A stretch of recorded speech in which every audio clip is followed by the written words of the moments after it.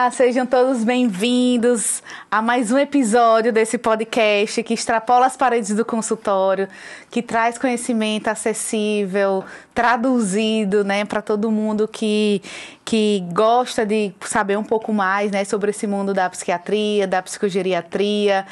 E hoje, gente, eu tô com uma convidada muito especial, que eu tava aqui conversando com ela antes, dizer que a gente demora para se ver, mas quando se encontra é muito legal, é uma energia boa, né? E acho que se a gente não controlar o tempo, vai render muito, porque, enfim, a gente sempre tem muita coisa para conversar, é uma conversa agradável, ela é muito agradável, e é uma pessoa que tem muito conhecimento, né, para trocar aqui com a gente, né? Então, muito obrigada, estou muito feliz por você ter topado vir aqui.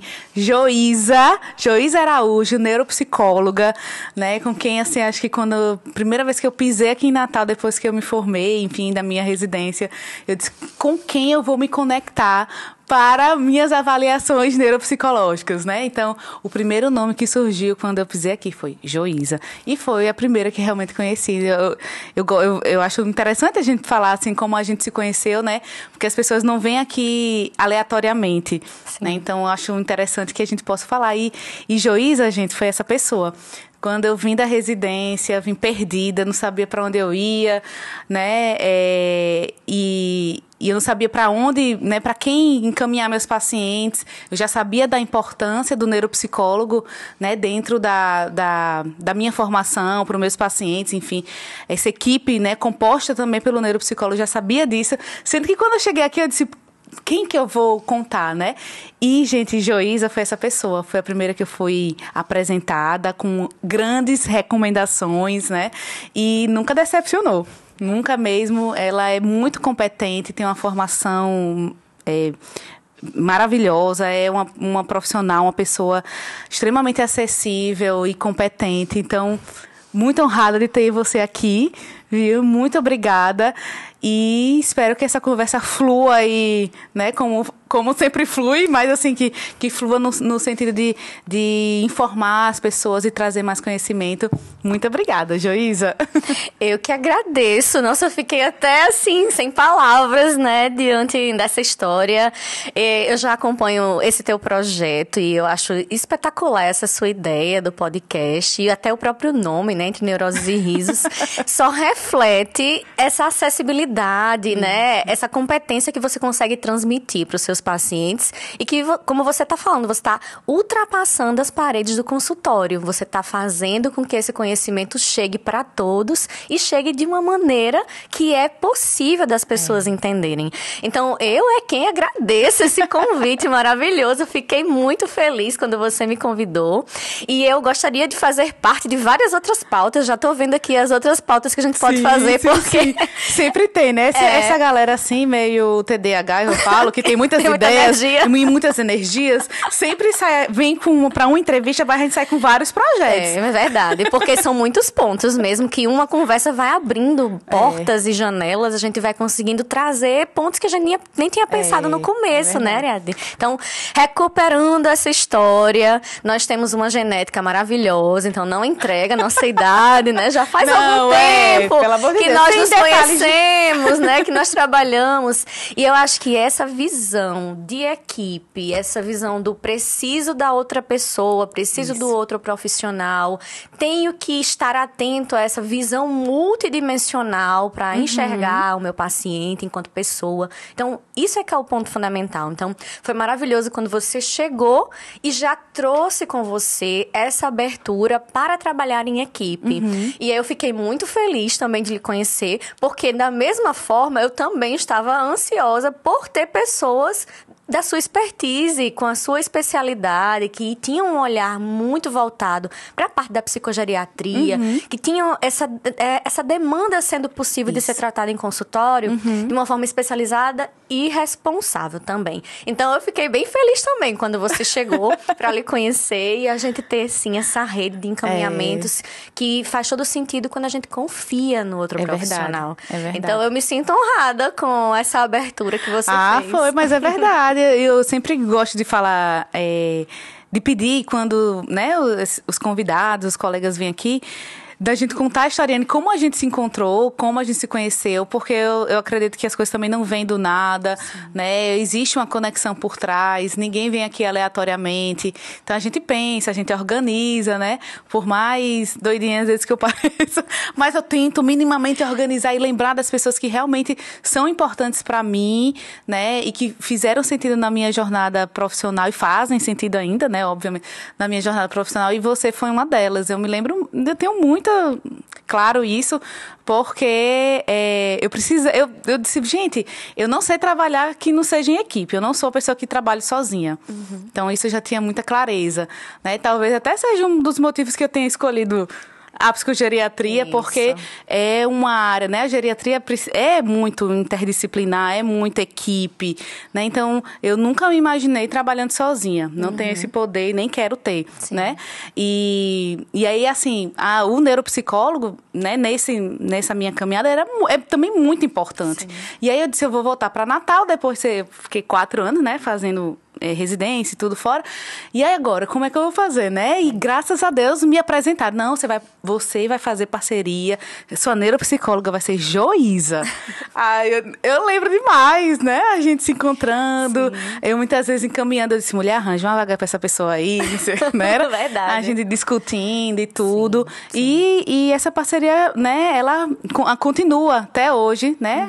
Subtraindo aí, ninguém vai falar os anos aí. É verdade. Mas continua. E assim, eu tenho muita confiança, né, de encaminhar as pessoas para você, porque eu sei do seu comprometimento, da sua capacidade técnica, enfim. E sei também que nos bastidores por trás disso a gente pode, né, conversar sobre e traçar as melhores oportunidades, as melhores sugestões de tratamento, enfim, que aí a gente consegue fazer. Mas é isso, contar essa historinha pra você. Eu nunca tinha falado isso, não foi? Assim? Na verdade, desse jeito, não, trazendo essa memória tão viva, né? Que a gente vai falar também de tão memória, afetiva, né? Uma memória afetiva daquela época. Foi verdade. Tá vendo? Eu consigo trazer essa memória à tona quando você descreve desse jeito. Agora, não vamos realmente falar dos anos, não, porque já faz alguns. Faz alguns anos aí, Mas me diga uma coisa, assim, outra coisa que eu também gosto de assim, quebrar um pouco o padrão que as pessoas vêm aí, geralmente o anfitrião do podcast, ele faz toda a leitura do currículo e apresenta o convidado. Mas eu quero deixar livre e eu quero que você se apresente. Para quem não conhece, que muitos já devem conhecer você, mas para os que não conhecem, você poder se apresentar, falar quem é você, na fila do pão, como diz o outro, né? Sim. Em todos os aspectos que você quiser se apresentar, profissional, pessoal, a mãe da Sofia, enfim. Sim. Fica livre aí pra você, se apresente. Obrigada. Até porque, olha só, esse podcast ele vai ter um alcance, ele vai alcançar muitas pessoas que vão, essa inclusive, ultrapassar, né, a nossa distância geográfica aqui das pessoas que a gente já conhece, dos profissionais e das pessoas próximas. Então, realmente, a gente tem sempre que se apresentar. Eu acho que é uma condição bem necessária. Então, como você já falou, eu sou Joísa, costumo usar o último sobrenome, né? Meu nome é um pouco grande, mas eu sempre uso o último. Então, Joísa Araújo, até meio sonoro, né? Quando eu escolhi o último, bonita. Eu disse, nossa, até é sonoro, o Joísa Araújo. E aí, eu sou a mamãe da Sofia, maravilhosa. Que é uma fofa. Tá com 7 aninhos agora. Sou recém-mamãe de pet. Olha só, o que uma filha não faz a gente fazer, viu? É verdade, viu? Não teve coragem de ter outro. Aí adotou o pet. Adotei um pet, então há 2 meses estamos com outro. Ou seja, ainda tá nos amores. Exatamente, um bebezinho. Ai, que fofinha. Então é uma coisa realmente, uma experiência diferente. Tá ali trabalhando a minha flexibilidade cognitiva. Bastante. Ai, mas é um novo amor e com certeza foi por ela. E ela ama e a gente tá assim com a família ainda mais completa. Então, eu me graduei em psicologia, então sou aqui da terra, sou natalense, da Gema, como se diz. Potiguar, comedora de camarão. E quando eu terminei, tive a experiência, a oportunidade também de estagiar em lugares maravilhosos como a Liga, por exemplo. Então, tive uma casa né? Muito acolhedora aqui já no Rio Grande do Norte. Então, sempre me encaminhei muito para a área da saúde, dentro da psicologia. Mas sempre tive muita curiosidade, né, de ultrapassar um pouquinho mais essa área da saúde em termos de hospitalar e etc. E aí tive a oportunidade de sair, as fronteiras se ampliaram um pouco mais. E aí eu fui fazer o mestrado em neuropsicologia em uma universidade do Porto, em Portugal. Olha então, aí. foi uma oportunidade incrível.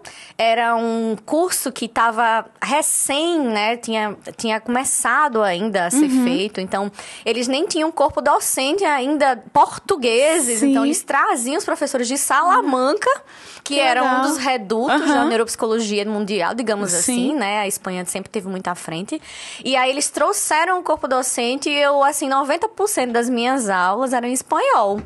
Poxa. Eu tive que ralar o Ralou meu mesmo. ouvido, porque a gente teve essa oportunidade de estudar Sim. com grandes referências, mas não na nossa língua nativa. Aham. Mas eu tenho que confessar, viu? Às vezes era mais fácil entender o que o professor espanhol dizia do que o português. É verdade. Às vezes é mesmo. Às vezes é mesmo. Então, tive essa experiência incrível. Tive a oportunidade de passar mais de um ano num dos maiores hospitais de Portugal, que eu acho que foi lá que foi a minha grande escola. Quem tem Mas essa... você ficou lá direto um ano? Fiquei- Ou era tipo... Não, era... Metade, assim? Não foi metade, foi ele inteiro. Sim. Todo o mestrado foi feito lá e eu ainda fiquei um pouco mais de tempo depois que eu me formei. Sim. Porque eu consegui ficar um pouco mais tempo no hospital. Sim. Então, eu aproveitei o Sim, máximo de sim, tempo sim. possível. Isso mesmo. E eu já, na ocasião que eu fiquei no hospital, foi no serviço de neurologia. Então, toda a minha expertise, a minha bagagem, aquela vivência de hospital que a gente sabe bem, que é muito intensivo, né? Você tem que dar conta de tudo de uma velocidade muito rápida pela demanda, né? Era o segundo maior hospital público do país. Então, imagina a quantidade de pacientes que a gente tinha que, né, acompanhar. Então, já desde aquela época, né, eu fui me encaminhando para a área mais de condições neurológicas de saúde. Obviamente, a gente tinha uma ampla gama. Mas como o Portugal é um país que envelheceu muito mais rápido do que o Brasil, né? Então, na época que eu estava fazendo mestrado, o Brasil ainda era um país jovem. Mulher, não fale mais não, porque ainda você era tá se mais comprometendo, viu? Eu não tenho medo de dizer, porque eu confio na força da genética, sabe? E nos hábitos, né? Nos hábitos de saúde, que a gente depois vai falar também. Mas, já nessa oportunidade, toda a minha vivência, ela se centrou em adultos, Sim. mas também no envelhecimento. Então, a gente já tinha esse olhar para o envelhecer, porque a população já estava envelhecendo Sim. naquele momento. Já tinham demandas para serem resolvidas ali, intensas. Urgentes, né? Demandas de filas de espera de pessoas que tinham condições relacionadas com o envelhecimento. Então, eu acho que eu costumo dizer que ali foi uma grande escola, uma grande escola. Então, até hoje, eu tenho muitas amizades, tenho muitos amigos, né, que trabalhavam comigo nessa época. Então, sempre que eu vou e tenho a oportunidade de ir lá, eu visito o hospital, visito os meus amigos. Sim. Tive a oportunidade Brasileira só tinha você na de época? brasileira. Na minha equipe só tinha Olha eu. só, que legal. E eu tive que provar um pouquinho. Você desbravou, né? Eu tive que provar. Por ser brasileira, eu tinha um peso a mais pra provar que eu era Sim. capaz de fazer. Era aquilo subentendido. Entendi. Né? Mas no final, completamente inserida e dentro e aceita. Existia o desafio da língua, porque por mais que nós falamos português, mas não tem nada a ver. Então, imagina ter que traduzir aquela Sim. linguagem para a população, para uma população que, na maioria das vezes, que acessa o serviço público, tem dificuldade de acessar também uma outra língua, né? Um verdade. outro sotaque. Então, foi um desafio em todos os âmbitos. Um desafio pessoal também, Sim, porque... foi um estímulo cognitivo. Foi de adaptação Sim, a essa sim. realidade, né? De adaptação ao frio, porque somos nordestinos, né? Então, foram muitas demandas ali que, assim, foram muito positivas para essa formação ser muito rica e muito sólida, porque a gente tinha a oportunidade de trabalhar com outros profissionais Sim. que não era somente o neurologista, que não era somente o psicólogo clínico. Então, a gente tinha uma equipe. Então, isso já veio crescendo em mim, né? Esse trabalho em equipe, essa ânsia de estar junto já desde sempre, né? E aí, quando eu retornei, fiz a jornada também, como você, retornei. E quando eu retornei, a área da neuropsicologia ainda era um campo realmente desconhecido, pelo menos para a nossa região, claro. Existiam já centros mais estabelecidos em outras regiões do país, mas aqui no Rio Grande do Norte era algo incipiente quase, não existia assim algo tão desenvolvido. Então foi o desafio de desbravar. De ser uma das primeiras profissionais a chegar com esse tipo de intervenção, com essa atuação específica. Então, a gente traz esses desafios para contar a nossa história, né? Eu acho que isso é maravilhoso. E aí, passado pouco tempo de eu ter retornado para Natal, eu conheci Isadora, maravilhosa, que, né, foi uma das fundadoras da Neurolife. E já a partir daquele momento, eu já comecei a integrar aquela equipe. Ela sempre foi uma visionária muito grande, junto com o Rafael, que idealizaram o projeto da Neurolife. Então, eu entrei no comecinho. A gente costuma brincar que eu sou a vovó ali, porque não só por trabalhar com envelhecimento, mas também porque eu sou uma das desde o início. Pessoas mais antigas ali da clínica, né? Então, até hoje, eu ainda realizo os atendimentos na Neurolife. E também vai fazer agora 6 anos que eu integrei a equipe do Instituto Santos Dumont. Então, já são 6 anos como neuropsicóloga de referência no Instituto Santos Dumont. Ele compreende o Instituto de Neurociências, né? O Instituto Internacional de Neurociências. Compreende o Centro Especializado de Reabilitação, o Centro de Pesquisa e Saúde Anita Garibaldi. Então, né, ele compreende aqui vários braços diferentes. E lá eu sou neuropsicóloga de referência da minha linha de cuidado. E sou preceptora multiprofissional da nossa residência multiprofissional, que ela é especializada ao cuidado da saúde da pessoa com deficiência.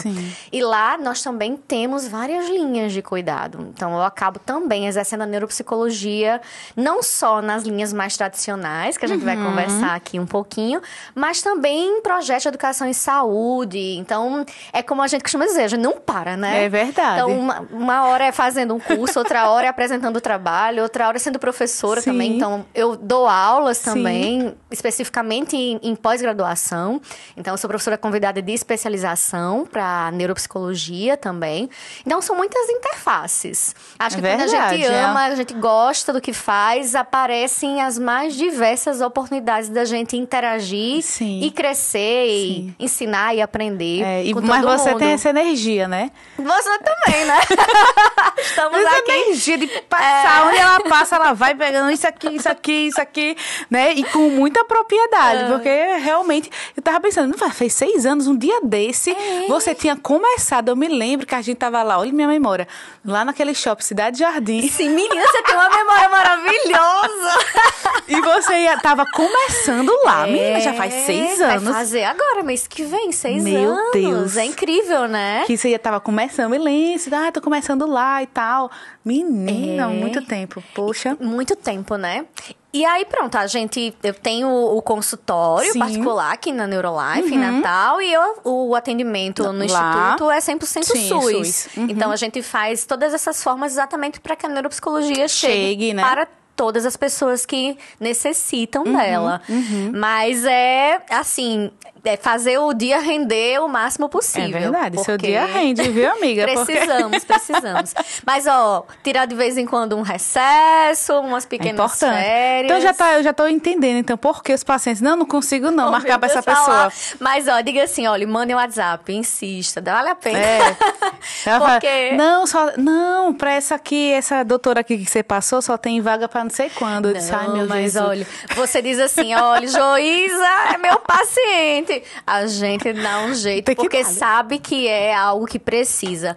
Quando existe um encaminhamento, né, pra neuropsicologia, a gente já sabe, a gente já entende. É algo que é necessário, é algo que é mandatório. Então, sempre quando for assim, me diga, me dá um oi. Jaísa! Porque eu sempre arranjo uma maneira. Tá vendo sempre aí, tem uma brecha, tá certo? Pois aí, ó, vocês me cobrem, viu? Você tá dizendo, vocês estão ouvindo, viu? Vocês estão ouvindo. Vai deixar de prova, vai ficar gravado. Mas de verdade mesmo. Sim. Eu sempre tento encontrar essas eu possibilidades pra poder, né? Agenda cheia, mas quando a gente pede, ó, tem um casinho especial, não sei o quê. Ela atende. Sim, exato. E às vezes a gente vai tentando fazer essas estratégias de pensar em formatos que sejam mais eficientes, né? E pensar em possibilidades de intervenção também que sejam mais eficientes para aquele tempo que a pessoa tem. Sim. Então, já trabalho nisso também. Já está exercitando isso, né? Já exercita essa possibilidade de formatos que sejam mais viáveis para a demanda daquela pessoa, para o que ela consegue fazer de avaliação, quais são as prioridades, qual é o objetivo. A gente consegue fazer também. Então, é algo que a gente sempre está em adaptação. E qual é o papel do neuropsicólogo? Explica aí pro pessoal o que é neuropsicólogo. Até a gente tava falando aqui, vamos falar aqui, trazer os detalhinhos mesmo, os pormenores, porque às vezes as pessoas não conhecem, tudo bem, né? Eles não têm a obrigação de saber, claro que não. né? Quem é o neuropsicólogo? Sim, muito bem, vamos lá. É muito importante a gente sempre resgatar o conceito da neuropsicologia. Sempre. Porque, por mais até que muitas vezes na TV, nas mídias, hoje em dia se falam muito de memória, de atenção, ou em contrapartida também, se falam muito das condições de saúde, se fala muito em TDAH, em TEA, em Alzheimer. Então, a gente começa a se acostumar a ouvir, né, essas palavras, a falar sobre algumas doenças. Se identificar, né? Se identificar, às vezes, ir lá no checklist, fazer o teste da internet. Isso. Abafa, que isso aí é outra... Isso aí é outro podcast. Dá muito o que falar isso aí, viu? Mas é importante a gente saber quais são os profissionais que têm o conhecimento para auxiliar a gente quando a gente tem essas demandas de verdade, né? Então, as pessoas já têm uma clareza maior e, às vezes, nem sempre, né? De quando é que eu vou procurar um neurologista? Quando é que eu vou procurar um psiquiatra? Então, às vezes, é um pouco mais fácil das pessoas identificarem, né? Para qual objetivo é aquele atendimento. Quando é a neuropsicologia, existem aí algo que precisa ser ainda descortinado, que precisa ser falado um pouco mais. Então, a neuropsicologia, ela é uma ciência. Ela faz parte das neurociências, então ela de natureza já é interdisciplinar. Então, lembra o resgate que a gente fala? Sim. Então, ela em essência já traz essa interdisciplinaridade. Porque para atuar na neuropsicologia, a gente precisa, enquanto profissional, entender de muitas áreas diferentes. Então, ela é considerada uma ciência e ela pode ser tanto um campo de atuação como um foco de estudo. Então, por exemplo, você na sua área, você pode decidir se aprofundar na neuropsicologia como uma área de conhecimento e que você vai, para a sua atuação enquanto psicogeriatra, se embasar no que a neurociência, a neuropsicologia traz. Ou você pode realmente escolher se formar naquela área para você atuar como neuropsicólogo, neuropsicóloga. Então, atualmente, a neuropsicologia, ela é considerada uma especialidade da psicologia, mas existem aí alguns profissionais também que, a partir de uma pós-graduação, ou seja, você precisa fazer uma pós-graduação reconhecida para poder você exercer a neuropsicologia. Por exemplo, o fonoaudiólogo, né? Perfeito. Então, mas existem demandas específicas para cada formação. Por exemplo, eu, enquanto neuropsicóloga com graduação em psicologia, vou atender demandas completamente diferentes de um fonoaudiólogo com uma pós-graduação em neuropsicologia. Perfeito. Então, a gente precisa entender aí que existem direcionamentos para cada profissional. Então, a neuropsicologia, qual é o objetivo dela, então, enquanto ciência? Ela busca compreender como os nossos comportamentos, as nossas emoções, a nossa cognição, que daqui a pouco a gente vai explicar um pouquinho o que é essa palavra, né? Então, de que forma esses comportamentos, eles se relacionam com o nosso sistema nervoso central, com o nosso cérebro, o nosso encéfalo, né? De uma forma um pouquinho mais direcionada, digamos assim, né? Então, de que forma esses comportamentos que nós temos, sentimentos, memórias, raciocínio, de que jeito isso se expressa a partir do funcionamento dos nossos neurônios, a partir do funcionamento do nosso cérebro. Então, isso é importantíssimo a gente entender. Por quê?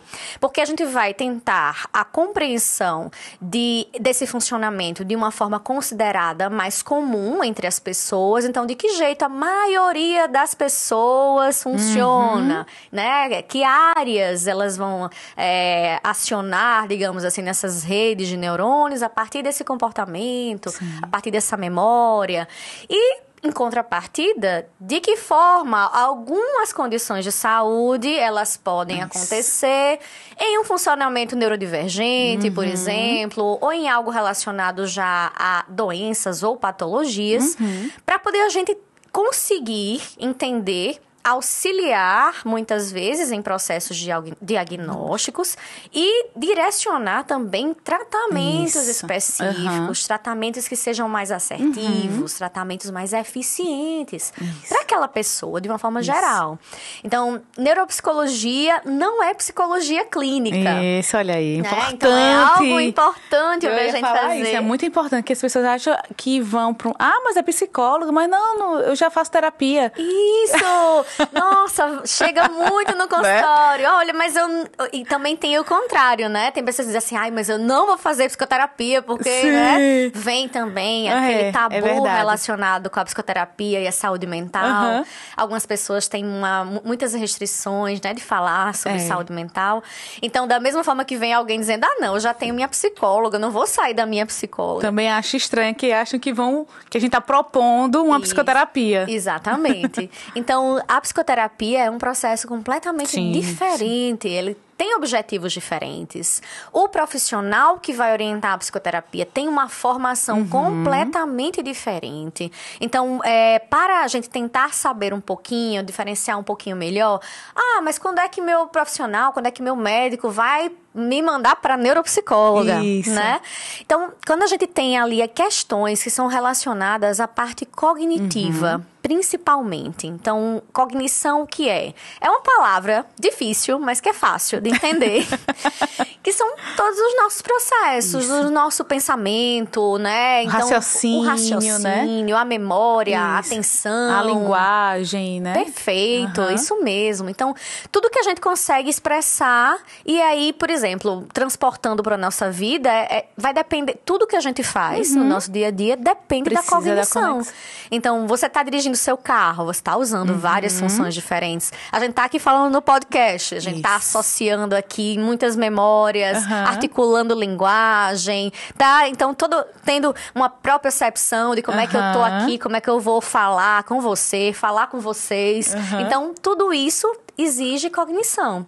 E o foco da neuropsicologia vai ser exatamente entender esses processos cognitivos. Então, de que forma a minha atenção está funcionando em um contexto, por exemplo, escolar, ou em um contexto de trabalho, ou do dia a dia, ou em processos de transição, né? Então, a neuropsicologia, ela não vai ter o objetivo de ter esse autoconhecimento, essa percepção das emoções, esse aprofundamento de traumas, por exemplo, que a psicologia clínica vai ter e vai abarcar.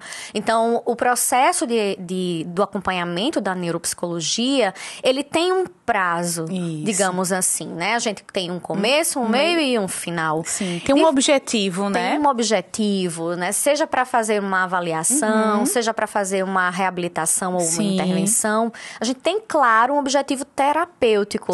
Então, Diferentemente da psicologia clínica, que muitas vezes você não tem uma perspectiva de alta, às vezes você pode passar indefinidamente muito tempo naquele processo de autoconhecimento.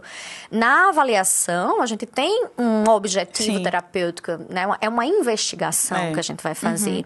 Então, é um exame, né, que a gente vai fazer. Então, é diferente dessa postura.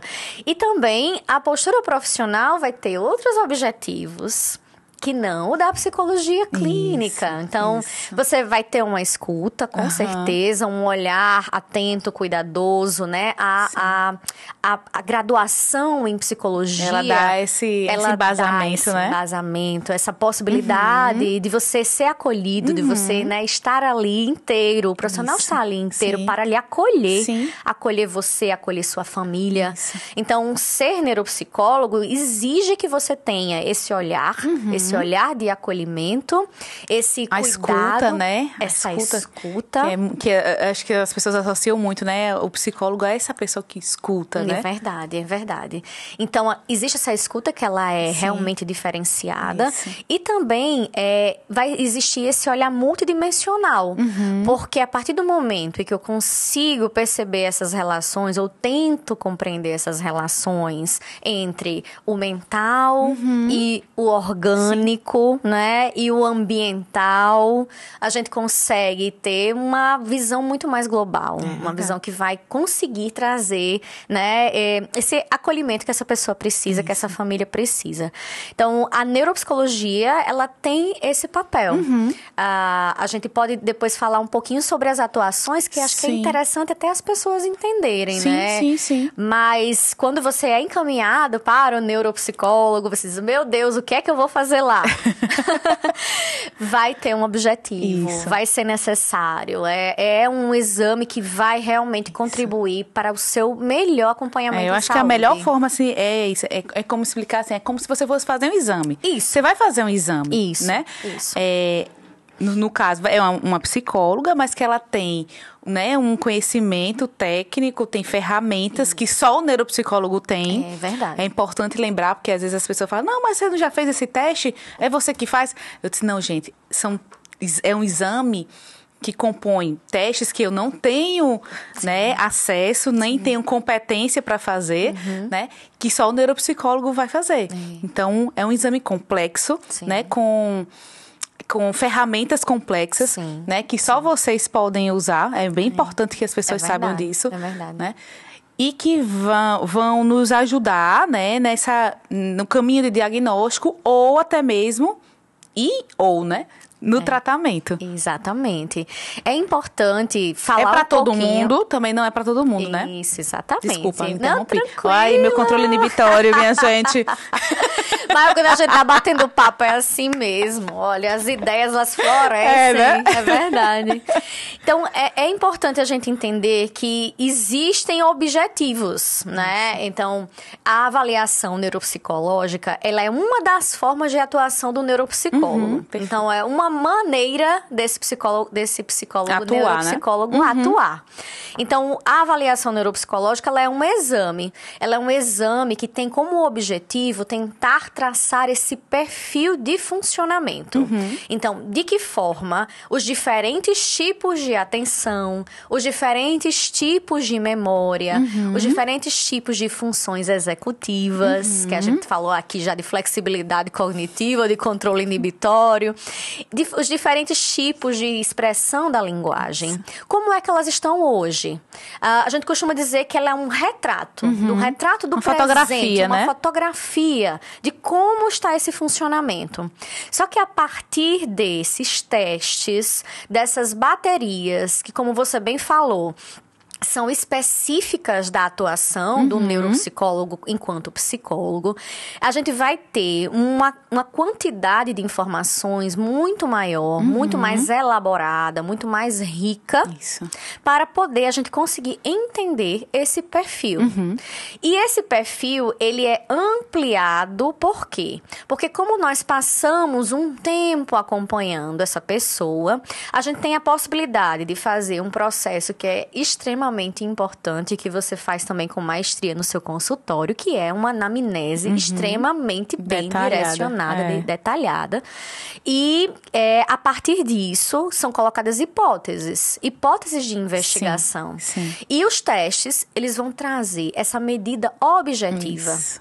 Então, a partir do momento em que nós temos a possibilidade de objetivar, então, enumerar, quantificar aquilo que na maioria das vezes é abstrato, é subjetivo. Isso. Então, esse é o diferencial da avaliação neuropsicológica. Nós conseguimos trazer esse elemento e aí considerar esse dado objetivo dentro de um contexto. É verdade. Isso. Dentro de um contexto de funcionalidade, dentro de um contexto de avaliação das AVDs, né, das atividades de vida diária da pessoa, dentro de um contexto também considerando as emoções. Isso. Então, tudo isso também é considerado. E dentro desse contexto familiar. Sim, que é da história de vida da pessoa. História de vida, a construção, né, dessa personalidade. Então, tudo isso é considerado nesse exame. Por isso que ele é um exame tão complexo. É complexo, é rico, ele é muito rico. Ele é muito rico, né, de informações.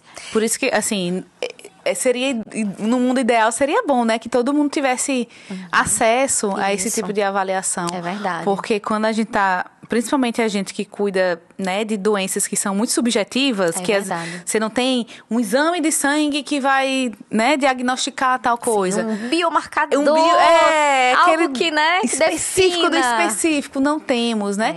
Aí vem a neuropsicologia com a sua avaliação neuropsicológica e nos dá essa possibilidade, porque consegue traduzir realmente em números, né? Isso. Em dados, né? Tem a parte numérica, mas tem a parte também qualitativa, muito minuciosa, né? E isso é muito rico para o profissional que precisa, né, desse embasamento, às vezes, para fortalecer uma hipótese diagnóstica ou excluir, né? Sim. E, assim, a gente costuma brincar mesmo. Se fosse possível, seria um exame que seria benéfico para várias pessoas fazerem. E existe até um movimento que é bem interessante eu trazer aqui, que passa muito pela perspectiva da prevenção, né? Então, eu tenho recebido, sim, pessoas um pouco, talvez, mais jovens, mas que, por exemplo, já têm uma história na família, que começam a estar atentos à própria saúde, começam a ter uma perspectiva não curativa, mas de prevenção. E de entender como que as suas funções cognitivas, né, atuam assim, né? Isso. E qual é a importância disso? Muitas vezes, eles não têm especificamente uma demanda diagnóstica, mas eles trazem queixas subjetivas. Então, essas queixas subjetivas, de certa forma, elas precisam ser consideradas. Elas não podem ser alarmantes, porque senão vamos ficar empolvorosa pensando, nem meu colocado Deus, num saco que todo mundo é aquilo, né? Exatamente. Então, não vamos ter pânico. Estou esquecendo, não é pânico nenhum, porque temos várias causas, né, para os esquecimentos. Mas algumas pessoas já chegam ao consultório com essa demanda de pensar, puxa, já tô com 50 anos, tenho queixas, que a gente chama queixas subjetivas de memória. Exatamente, não é? Então, esse nome mesmo. Tenho queixas que, né, já trazem um pouco de preocupação, mas que ainda não interferem na minha vida. Tenho um histórico na família, vou fazer a avaliação. E aí, o que é importante nesses casos? São casos em que, obviamente, a pessoa tem a possibilidade de fazer esse exame. Até porque... né? A gente sabe que existe, né, questões de orçamento, também prioridades na saúde. Mas ela tem uma coisa que é importantíssima, que se chama estabelecimento de linha de base. Então, é a famosa mamografia de base. Vou fazer, né? A gente não faz, né? Não tem você não tá doente, você tá fazendo um basal seu. O meu basal é esse daqui. Exatamente. O meu basal com 50 anos é esse. Funcionando, trabalhando, levando a minha vida, tendo a minha rotina. E esse é o meu basal. E quando a gente sabe, em termos de comparação, na avaliação neuropsicológica, nós temos duas formas de comparar. A gente tem a forma que é mais comum, que é comparando com grupos Sim, de população, com população, características parecidas. Então, tem aquela pessoa de 60 anos, uma mulher que trabalhou e que estudou, foi até pós-graduação. Tem um homem que tem 50 anos, estudou até a 4ª série, teve um estilo de vida mais pacato. Então, eu tenho que ter comparativos diferentes para essas duas pessoas na avaliação neuropsicológica. Sim. Então, eu vou ter padrões específicos de comparação. Então, isso é uma comparação populacional. Sim. Mas eu tenho uma comparação que ela é maravilhosa. Que é a melhor. É você com você mesma. Você com você mesmo. Então, se eu tenho essa linha de base, vai ser, assim, maravilhoso para caso eu necessite, posteriormente, caso essa queixa realmente venha a se agravar ou outras condições possam aparecer, eu tenho como comparar os meus próprios resultados. E realmente, né, perceber se existe uma queda, um declínio ou não, tá tudo se mantendo. Exato, mas exatamente. Eu sabia que tava chegando esse tipo de demanda. Tem chegado essa demanda também. Tem chegado essa demanda também. Porque, exatamente por isso. Das pessoas conhecem, né, o objetivo desse tipo de avaliação, veem que existe essa possibilidade e, felizmente, tem a possibilidade de fazer o exame sem preocupação, sem neuras, né, sem estar com aquela preocupação, vou ter. Não, para ter esse objetivo. Sim, de preventivo, né? Por quê? A gente sabe, né, uma pesquisa maravilhosa que foi lançada há poucos anos atrás, ela tentou traduzir um pouquinho a importância dos nossos hábitos de saúde para diminuir possivelmente a incidência de processos como, por exemplo, o Alzheimer, né? E aí essa pesquisa, ela foi acompanhando, né, com o passar dos anos, essas mesmas pessoas, e foi percebendo que a inserção, né, a colocação de 3, 4, 5 hábitos saudáveis. E hábitos que a gente sabe quais são, né, mulher? Porque a gente é teimoso, mas a gente sabe quais são. Então, exercício físico regular, alimentação saudável, atividades cognitivas estimulantes. Então, tudo isso, né? Inserção de hábitos saudáveis. Eles conseguiam reduzir essa incidência de uma forma extremamente significativa, chegando a quase 40%. É bastante. Né? Então, é bastante. Se for algo persistente, contínuo, regular, a gente tem a possibilidade de ter fatores modificáveis para coisas que a gente tem tanto medo, né? Como o Alzheimer. Então, nessa perspectiva de prevenção, isso é uma virada, assim, de chave. Eu não estou fazendo porque eu vou ter necessariamente isso, mas eu estou fazendo porque, se for necessário, eu já começo a trabalhar. Eu já entendo, né? Eu já entendo, eu já intensifico, eu já consigo priorizar, né? Esses hábitos saudáveis na minha vida. E é bom que as pessoas entendam assim, você não precisa lançar a mão das estratégias de prevenção necessariamente porque você fez o teste. Isso. A avaliação não é isso. Não é isso. É mais uma, né? É mais uma. É saber como é que eu estou hoje, para quem sabe buscar exatamente estar ainda melhor. Mas né? acho que isso é uma coisa que a gente vai, assim, tá crescendo muito, a gente vai ver mais, né? Porque a gente trabalhava, né, numa perspectiva muito de curativa, isso. Né? Curativa, tá doente, a gente vai tratar. É verdade. Né? Vamos agora buscar uma solução para tal problema. É verdade. E hoje as pessoas já estão, né, querendo viver mais e viver bem, né? Também não é viver de qualquer jeito. Não. E aí a estratégia da avaliação precoce faz todo sentido. Faz sentido, porque da mesma forma que, por exemplo, como você falou, fazemos a mamografia de base, fazemos exames de sangue com frequência, fazemos as reposições Por que de não a avaliação, né, neuropsicológica? Verdade. Se é possível dentro da realidade dessa pessoa, eu acho que é uma perspectiva de você estar atento à sua saúde. Você protagoniza o seu próprio cuidado, né? Uma das coisas que eu aprendi muito nessa interdisciplinaridade é exatamente esse cuidado centrado na pessoa. Ela precisa saber, ter conhecimento embasado cientificamente para poder tomar as próprias decisões sobre o seu processo de saúde. Isso. Então, nós, enquanto profissionais de saúde, vamos estar para facilitar que esse conhecimento chegue e que ele fuja daquelas armadilhas, né, do Mr. Google, do Dr. Google e dos diagnósticos feitos lá com os questionários. E a gente consiga, né, que se faça chegar esse conhecimento embasado cientificamente, para que ele se aproprie desse conhecimento e ele consiga ver que ele está dentro dessa rede de cuidado, né? Eu, enquanto psicóloga, você, enquanto psiquiatra, outros profissionais que ele venha agregar nesse cuidado, vão estar dentro de uma equipe.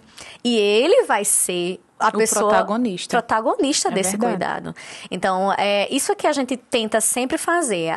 A educação em saúde, né? Psicoeducar é algo que se começa já desde o momento do primeiro WhatsApp, na verdade. Do primeiro WhatsApp. É verdade, a gente já tá psicoeducando. Já faz né? Já explica o que já, né? Tira dúvidas sobre o objetivo. Sim. Até o momento da devolutiva, quando a gente encerra esse processo de avaliação e a gente traça algumas possibilidades, retoma o acompanhamento médico, ou então encaminha para outros profissionais, outras especialistas. E tudo isso, ele tem esse objetivo de fazer com que a pessoa ela se perceba. Sim, e se responsabilize também, né? Que a gente realmente, esse modelo, né? Nessa perspectiva, ele é super positivo, né? Em todos os aspectos, assim. Mas existe uma demanda, assim, né? Que aí, às vezes, a pessoa não consegue mais, né? Já passou um pouquinho ali do tempo, né? Já estamos ali num processo de uma doença, né? E aí a gente precisa, né, do olhar ali do neuropsicólogo, de uma avaliação neuropsicológica. Quais são, Joísa, as doenças, digamos assim, né? Os quadros neurológicos, neuropsiquiátricos, que mais vão se beneficiar de uma avaliação neuropsicológica? Importantíssimo. A gente trabalha muito com a incidência também de alguns tipos de doença, né? Então, quais são os quadros que se beneficiam dessa avaliação e muitas vezes também dessa reabilitação neuropsicológica? Será qualquer quadro que tenha sintomas neuropsicológicos ou neuropsiquiátricos. Qualquer um que esteja dentro dessa gama. Inclusive, também, a gente pensa não só em quadros patológicos, mas também em neurodivergências. Sim, também. Transtornos do neurodesenvolvimento, de aprendizagem. Então, mas aí você pergunta, quais são os que chegam mais ao consultório? E aí a gente vai trabalhar mesmo com essa maior probabilidade de acontecer. Quando a gente está trabalhando com faixas etárias, existem algumas condições que são mais comuns de serem encontradas em cada faixa. A gente, por exemplo, o neuropsicólogo que vai centrar o olhar na infância, uma das maiores demandas que ele vai ter vai estar associadas a dificuldades ou transtornos de aprendizagem. Porque é aquilo que está acontecendo naquele momento de vida da pessoa, né? É aquilo que vai saltar aos olhos, é aquilo que vai chamar a atenção na escola, chamar a atenção nas reuniões de família. Então, passando por essas dificuldades de aprendizagem, pelos transtornos de aprendizagem, pelos transtornos do neurodesenvolvimento de uma forma mais ampliada. Por exemplo, como hoje em dia existem investigações e tratamentos muito voltados para o espectro do autismo, por exemplo, para o TEA, né? Uma demanda que chega muito para as pessoas, os profissionais que trabalham com infância. À medida que a gente vai avançando na linha da vida, vão existindo demandas que são um pouco mais comuns para cada faixa. Então, quando a gente tem adultos, por exemplo, nós vamos ter algumas possibilidades. Desde as queixas subjetivas de memória. Então, depois do Covid, atendemos muitos adultos jovens, né, com dificuldades, né, de memória, dificuldades para memória recente, lentificação de pensamento. Então, existe essa possibilidade dessas queixas. Existem as queixas relacionadas a dificuldades de atenção. Então, muitas vezes, aquela criança passou desapercebida ali. Desapercebida por aquela faixa. E quando chega nas demandas da vida adulta, aquilo explode. né? E aí chegou a hora, não tem jeito, vamos procurar, né, um diagnóstico, uma orientação para aquelas dificuldades. Então, pode ser dificuldades atencionais, dificuldades mesmo de aprender, ou de propriamente... Que não foi diagnosticado lá atrás. Ou de gerenciamento de vida. Então, às vezes, a disfunção executiva, ela vai borbulhar ali, né? Quando ele precisa dar conta da casa, do trabalho, do cachorro, do filho, do periquito, papagaio, não sei. Ali que aquele negócio desanda, né? Aquela sobrecarga torna visível aquela dificuldade. Então, eu faço muitas avaliações de adultos também, né? Relacionadas exatamente a essas demandas de atenção, de memorização, aprendizagem, de disfunção executiva. Muitas vezes podem ser quadros aí da seara psiquiátrica. Então, a gente tem quadros psiquiátricos com dificuldades cognitivas que precisam desse atendimento, precisam não necessariamente desse fechamento diagnóstico, mas de entender como é que está essa função cognitiva dentro desse contexto, uma esquizofrenia. Então, transtornos de humor. Então, na idade adulta, temos muitos transtornos de ansiedade, transtornos depressivos. Então, sintomas assim que podem ter uma interferência, muitas vezes até avassaladora na cognição, né? Então, a gente vai tentar entender se está relacionado, se são quadros, né? Se são distintos, né? Se não tem nada a ver, ou é uma outra... uma outra patologia, né? Mas isso aí que você está falando é tão importante, né? Porque as pessoas acabam, e hoje está muito nessa... As moldas, né? De diagnósticos e tudo, né? Tem seu movimento, né?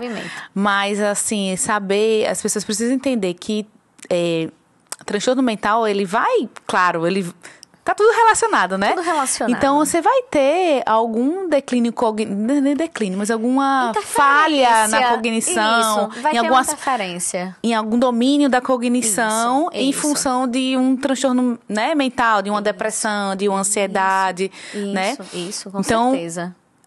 Mais uma vez... Como é importante esse olhar, né? Esse detalhe do neuropsicólogo, né? O detalhe do detalhe, porque vai conseguir excluir ou não excluir, ou pode ser que seja isso, mas eu também vejo isso.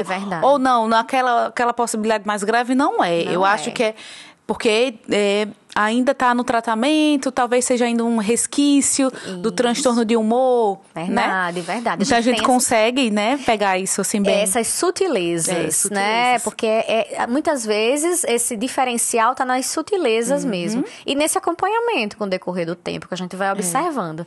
Então, tem chegado também muitas demandas de avaliação para neurodesenvolvimento. Então, em adultos. Em adultos, né? E idosos também, que eu ainda não cheguei nos idosos, né?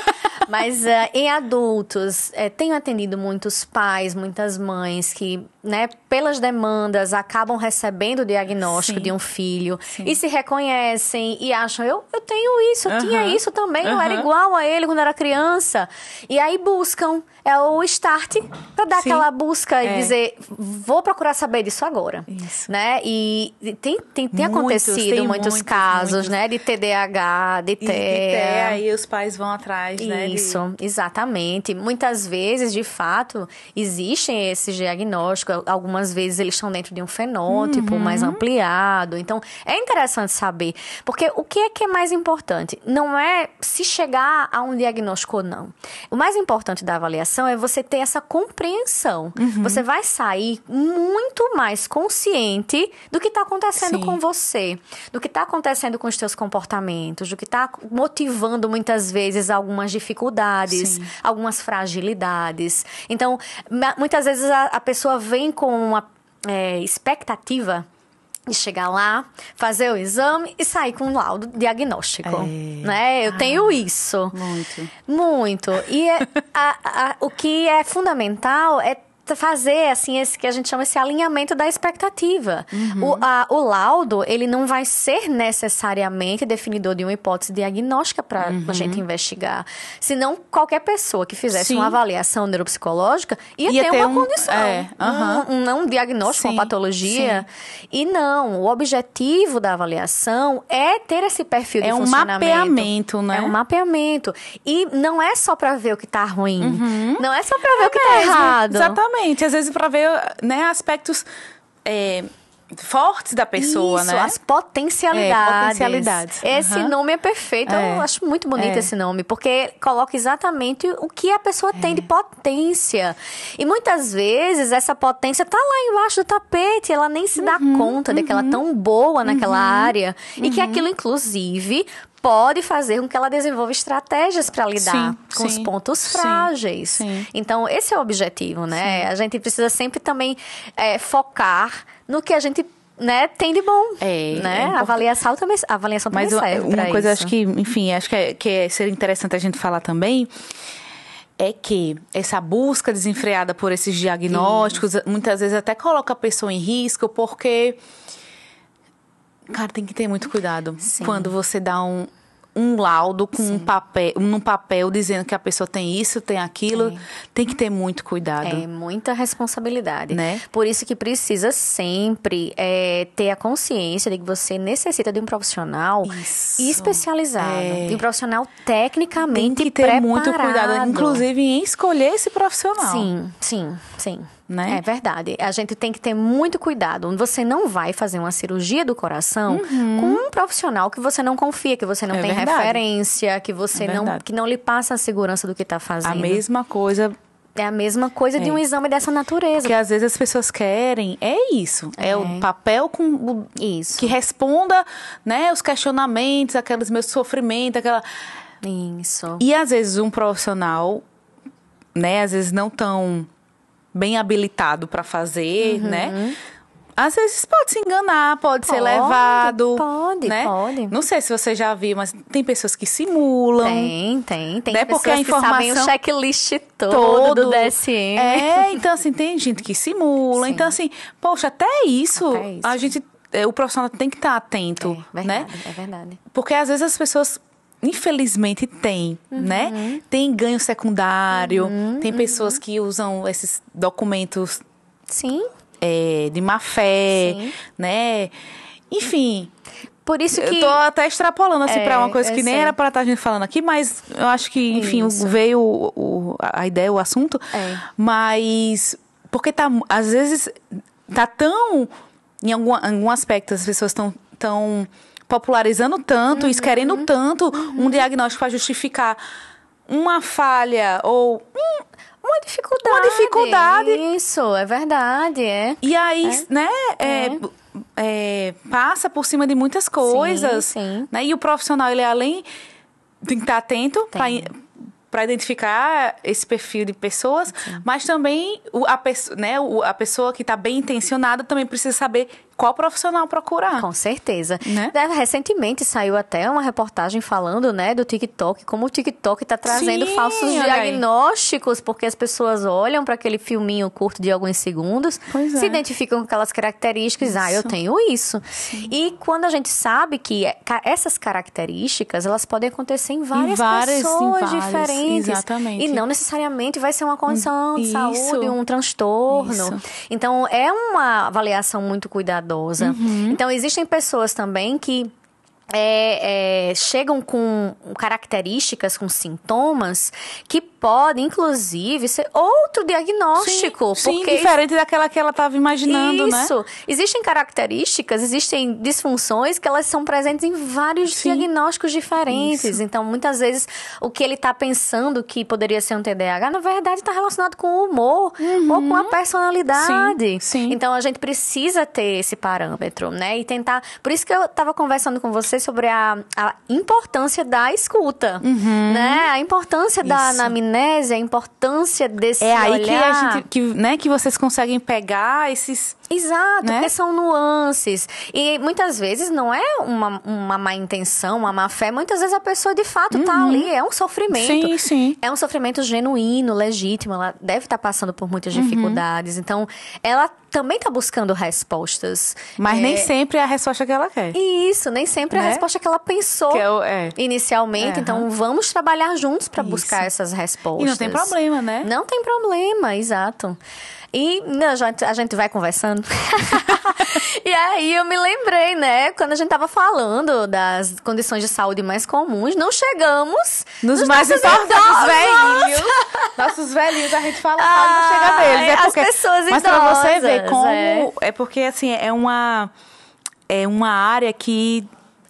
pertence, perpassa tudo, né? Toda a linha da vida. É verdade, né? é toda a linha da vida mesmo. Porque... Pronto, a gente passou pela infância, a adolescência tem as demandas, a vida adulta, a adultez, sim, né? Tem algumas demandas. E as pessoas idosas, né? Que realmente tem demandas que são específicas pra gente, que chegam para a avaliação. Então, a gente tem aqui a demanda principal, quando a gente pensa, são as demandas de investigação de quadros neurodegenerativos, quadros demenciais. Então, muitas vezes essa pessoa chega com queixas subjetivas, como a gente já falou.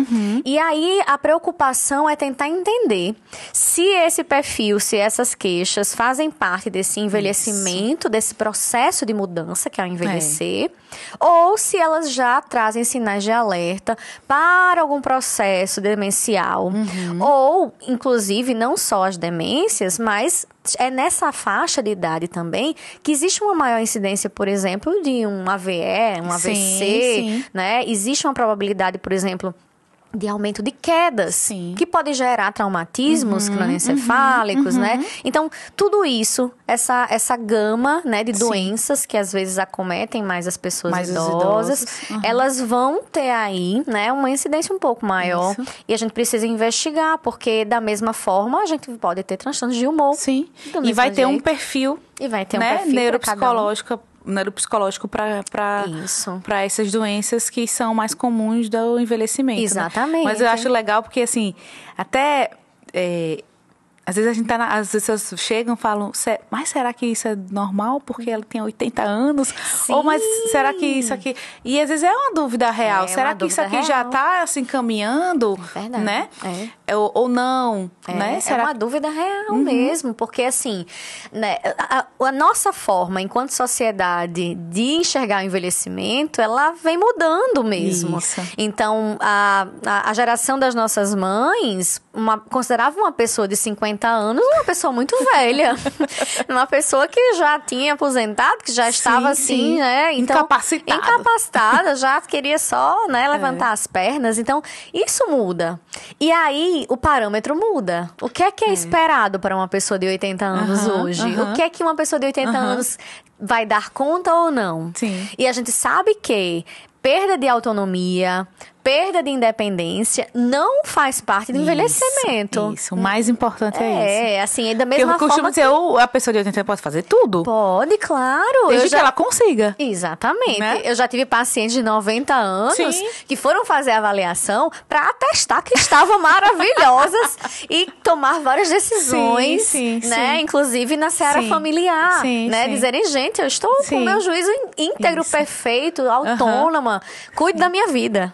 Né? E assim, no mundo ideal seria ótimo que a gente pudesse fazer essas avaliações para poder atestar que todos estão bem, né? É verdade. Mas ainda chega muito, né? Eu imagino que a maior parte dos seus clientes, pacientes, são realmente para investigação diagnóstica, né? De um possível síndrome demencial, né? Se é uma doença neurodegenerativa, né? Tipo um Alzheimer, se é uma doença, né? Que tem outro fator adquirido, né? Como uma demência vascular, que você falou. Ou se é um comprometimento cognitivo reversível. Às vezes sim, verdade. Muitas vezes transtornos de sono, né? Deficiências vitamínicas, que muitas vezes no consultório você já vai perceber. Um transtorno de humor que não está bem ajustado, tratamento. Exatamente. Né? E tem muitas causas para, né, os esquecimentos acontecerem. Eu me lembro que teve uma vez que eu fui dar uma aula no congresso, e aí eu gosto muito de fazer esse exercício para exatamente provocar os profissionais que trabalham com envelhecimento. Existe um questionário que ele avalia exatamente essas queixas subjetivas de memória, assim, né? Então, a pessoa responde algumas perguntas e a gente verifica se ela tem queixa. E aí eu simplesmente peguei esse questionário e exibi na aula do congresso e pedi para cada um levantasse a mão sempre que tivesse alguma dificuldade relacionada com aquela pergunta. Sim. Levantava a mão. Você tem tido dificuldade de lembrar? Não sei, todo mundo. 80% levantava a mão. Você tem precisado anotar coisa? A galera levantando a mão. Então, para provar que, assim, nós temos muitas vezes, né, dificuldades, esquecimentos. Sim. É algo que faz parte. Sim. Inclusive, Ivan Esquerdo, que é maravilhoso, né? Neurocientista que estudou aprofundadamente a memória, dizia que a gente tem a necessidade de esquecer. Sim, até bom, né? Tem coisas que é bom que a gente esqueça mesmo. A gente tem que esquecer. Então, de que forma a gente, ao lidar, né, com esse envelhecimento, ao acolher esse envelhecimento, a gente também não está problematizando aquele esquecimento. Então, a gente precisa ter atenção a essa queixa, a gente precisa valorizar, estarmos atentos enquanto família e profissionais, mas a gente também precisa ter essa clareza de que nem todo esquecimento é doença, né? É doença. Mas, em contrapartida, nem todo envelhecer não significa esquecer. Isso. Demasiadamente, né? Não significa perder essa capacidade de lembrar das coisas importantes, né? De fazer com que isso interfira na sua funcionalidade. Sim.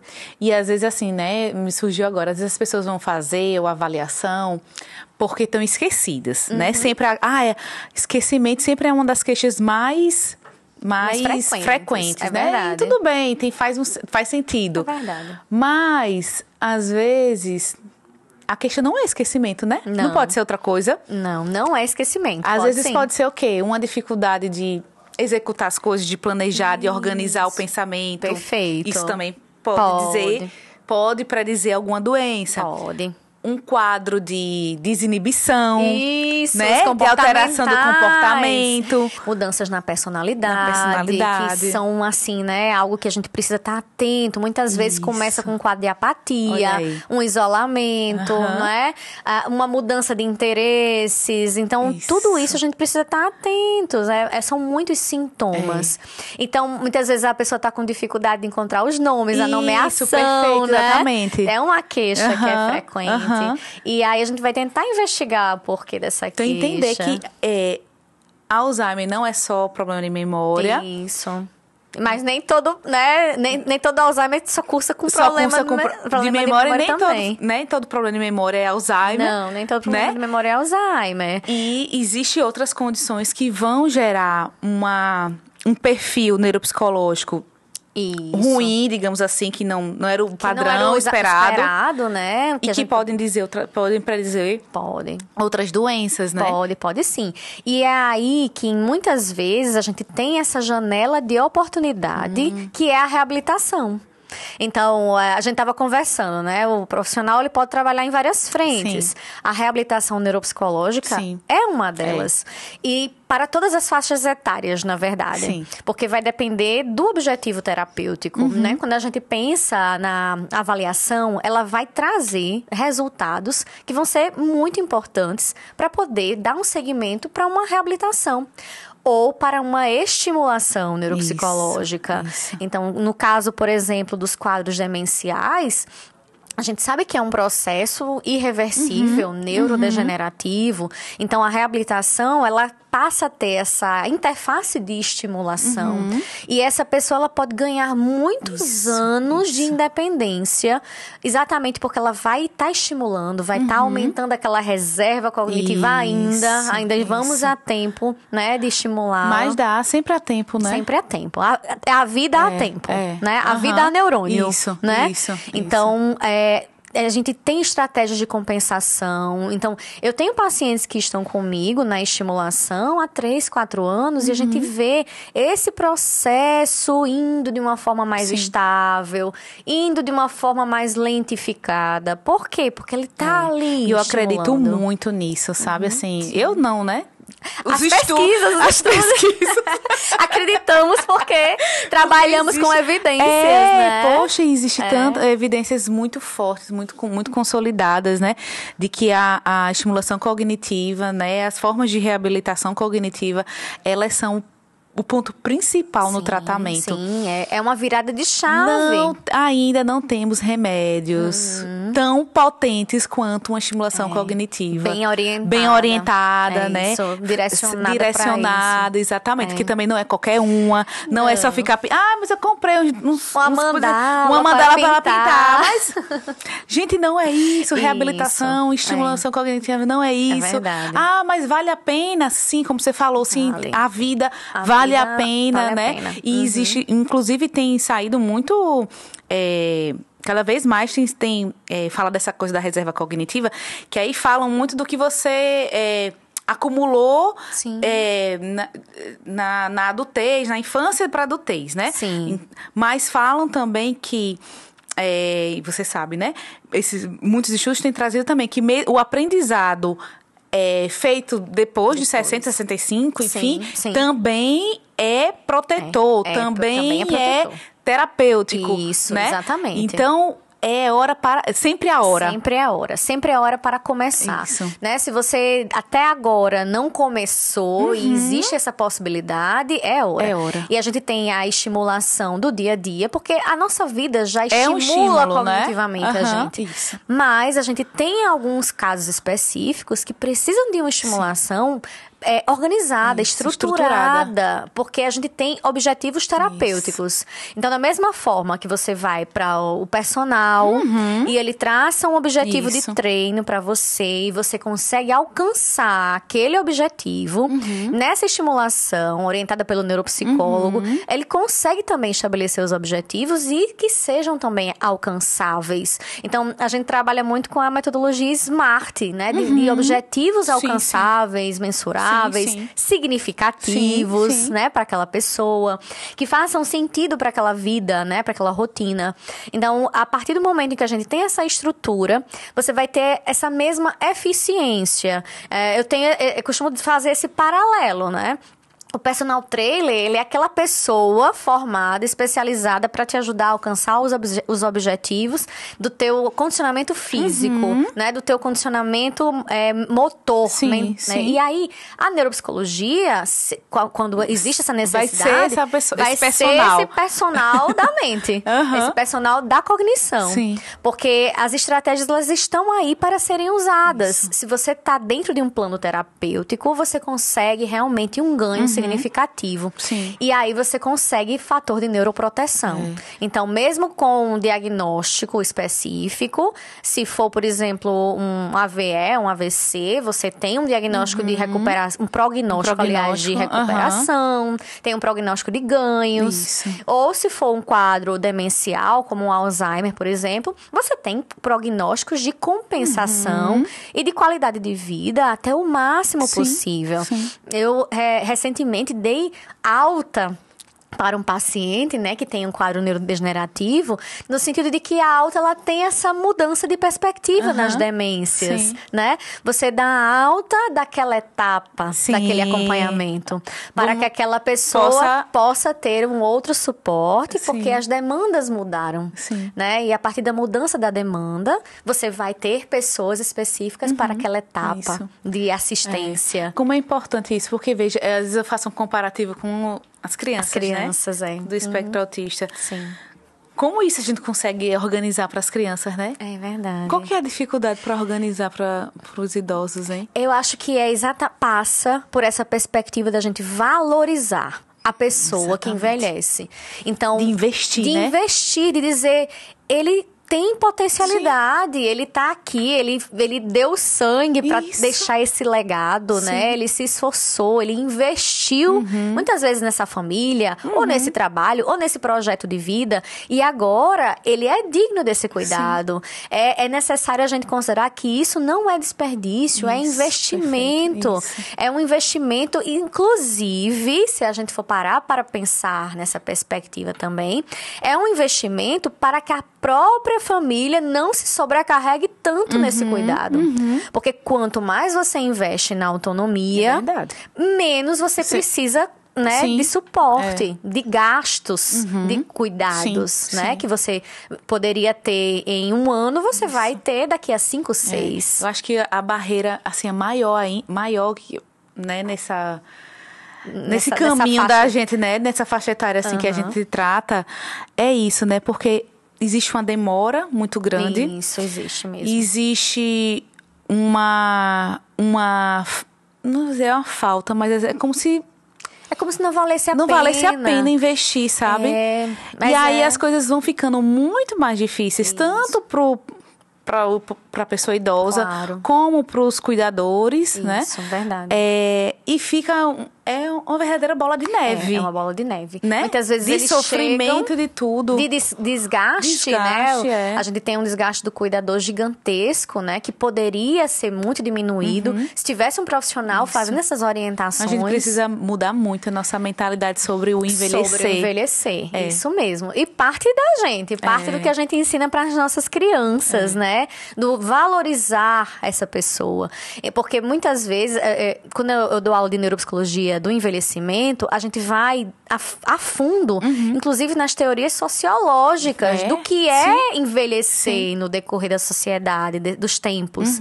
E a gente precisa fazer essa mudança de paradigma. É uma mudança que tem a ver exatamente com essa valorização dessa pessoa.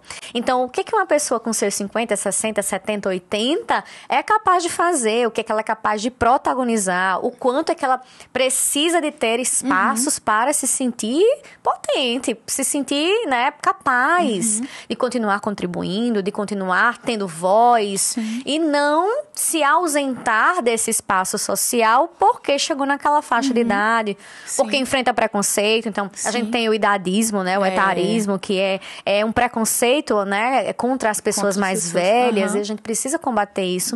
Até no nosso próprio dia a dia. Quando eu chego pra você dizer, menina, você tá tão bem pra sua idade, né? A gente, né, assim, inconscientemente, isso, né? A gente acaba... Temos dentro da nossa formação, né? Então, ai, menina, seu botox tá em dia, né?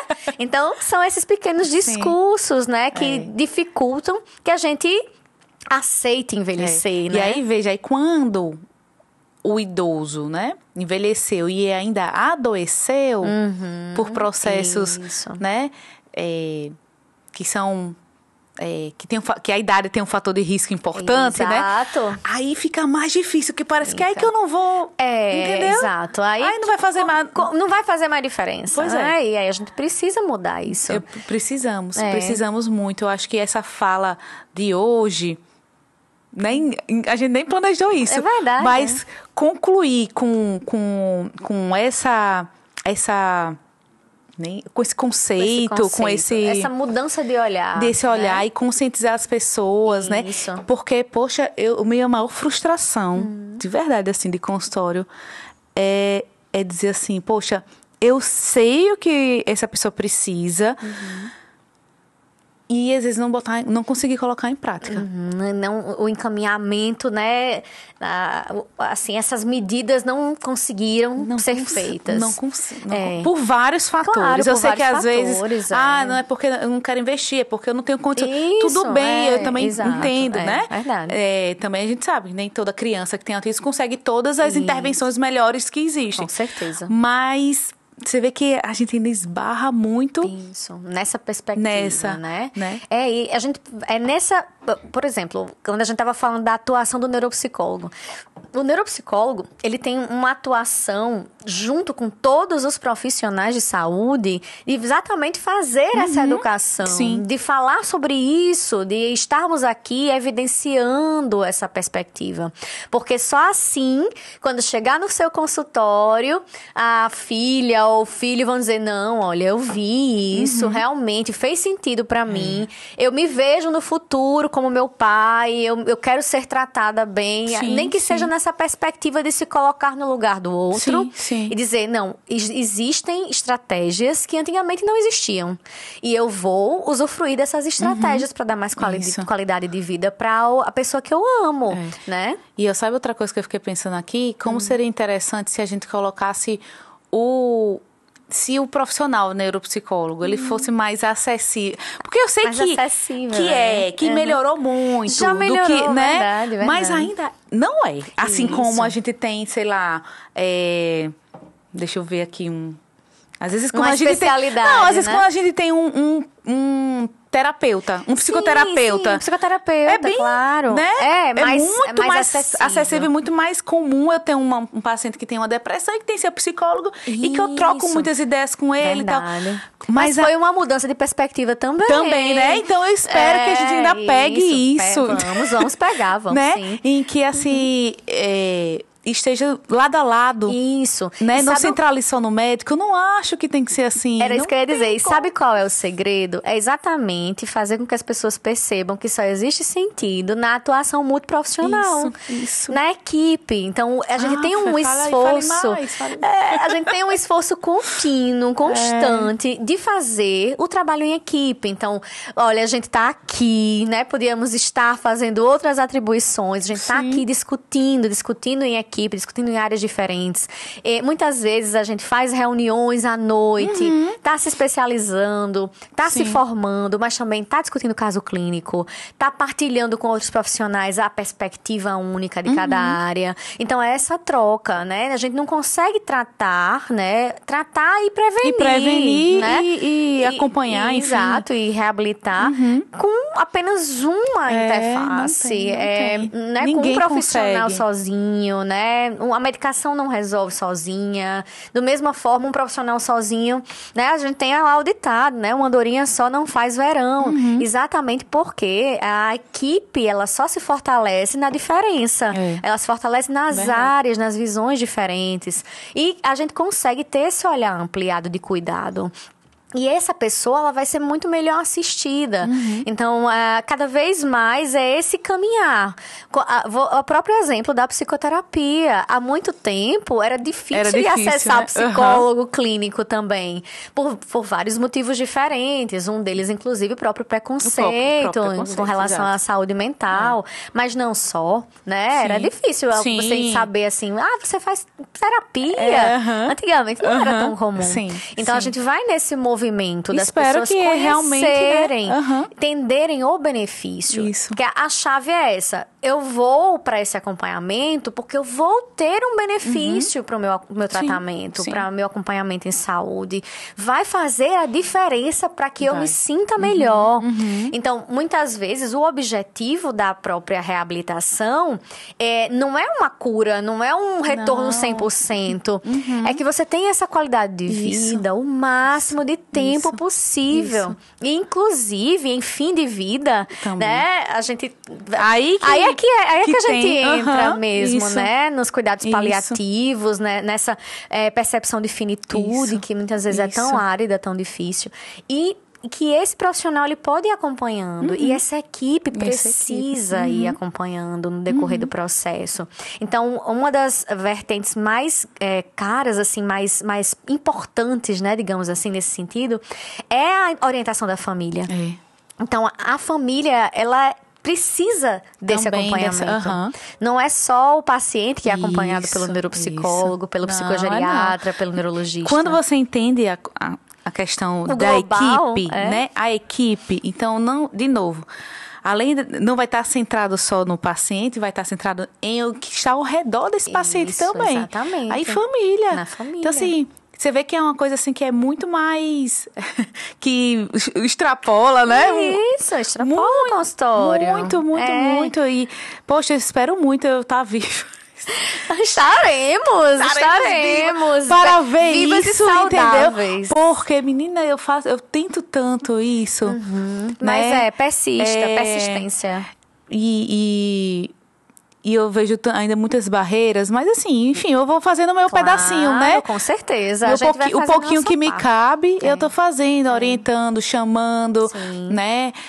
Buscando profissionais para perto de mim, né? Para que eu conheça, para que a gente trabalhe juntos. É verdade, né? é verdade. E que isso, a gente consiga realmente, que isso, as pessoas tenham mais acesso a tudo isso. É verdade. Porque a gente acessibilidade também é um problema. Exato, a gente caminha para uma maior acessibilidade, né? Não é à toa que a gente, por exemplo, agora uma vertente de atuação, né, que a gente vai iniciar também são os cursos, né? Não é só a especialização. Você, enquanto profissional, você precisa ter algo mais específico de conhecimento. Então, em breve, né, depois eu converso com você sobre essas possibilidades. é um spoiler, sobre esse tipo de formação, exatamente para que seja possível chegar a mais pessoas, né? Para poder a gente ter essa atuação mais ampliada. E os cursos, as palestras, as divulgações, as formações, tudo isso tem esse objetivo, né? Eu atualmente trabalho no único centro de reabilitação do estado que tem neuropsicologia. Pois é. Mas olha isso aí. Já foi... Antes não havia. Nem havia, né? Já foi um avanço. Começo, né? Mas que agora a gente possa ter... Isso, que isso se expanda, né? Que as pessoas saibam o que é a neuropsicologia, consigam acessar. Sabe qual é o meu sonho? Sim. Meu sonho é assim, vamos marcar a consulta com a Ariadne, né? Tá certo. Mas antes você vai passar no neuropsicólogo. Sim. Você tá, entendeu? Tipo assim. Eu sei. O combo, meu sonho. Mas você sabe que eu consigo fazer esse fluxo? Hoje em dia, sério? todos os meus pacientes que entram na linha de cuidado, que eu estou como referência, eles fazem o rastreio cognitivo, eles passam por mim, todos. Todos passam por mim no centro de reabilitação. Mas veja, eu quero isso para o privado. Eu sei, eu entendo. Mas vamos sonhar e realizar. Né? Porque claro, né, nesses centros a gente consegue organizar melhor fluxos, esse fluxo. No privado, é possível também? Sim, possível, é super possível. Mas é complicado. Tem alguns complicadores, mas... É meu sonho. Mas a gente nunca pensou em coisa fácil, né? As nossas duas áreas, inclusive, são bem desafiadoras. Quando o Juliano vem aqui, a gente sempre lembra do Seredic, né? Não sei se você já ouviu falar desse centro lá, né? Que é lá em São Paulo, que é vinculado à USP, né? Então, era onde a gente tinha, assim, o paciente era visto por todos os profissionais. E a gente sentava numa mesona, assim. Sim. E discutia, o próprio paciente era atendido pelos 3 especialistas, depois, muitas vezes passava pelos os outros profissionais que não davam para fazer ali, por exemplo, né, o neuropsicólogo, não dava para fazer em uma consulta, né? Então, ele tinha um acompanhamento do neuropsicólogo, mas ele vinha para discussão quando terminava a avaliação e sentávamos todos. É verdade. Gente, era um negócio assim que eu disse, meu Deus, todo mundo merece isso. É possível, é possível. Sonhando junto que a gente realiza. Então, pronto, está aqui colocado o meu sonho. E está aqui pessoas para realizá-lo. O que a gente consegue hoje? A gente consegue fazer isso hoje em nichos específicos. Eu vou dar o exemplo da neurocirurgia. Então, os processos de neurocirurgia são possíveis, sim. Então, por exemplo, algumas condições que eu acabei não elencando aqui, que são sujeitos a neurocirurgias, como a epilepsia farmacorresistente e o próprio Parkinson.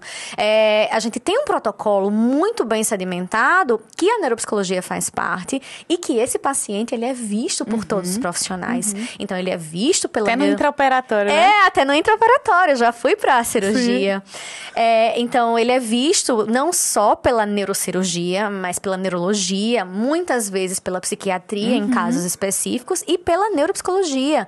E dependendo dos casos, outros profissionais se juntam a essa multidisciplinaridade. E a gente discute todos os casos antes de uma decisão terapêutica.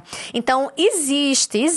Ainda é para existir muito mais, é para ser muito mais acessível. É sim, com certeza. Mas a gente está tentando construir, né, um passo de cada vez, que essa multidisciplinaridade ela faça parte do protocolo de atendimento. Do normal. Tipo, normal, não é para ser uma exceção. Não é para ser uma exceção. Porque hoje, quando a gente tem, né, a pessoa parece que é um ou outro. É uma eventualidade, né? É uma coisa vamos trabalhar para isso. Vamos sim. Vamos fazer com que todo mundo possa desfrutar, né? Verdade.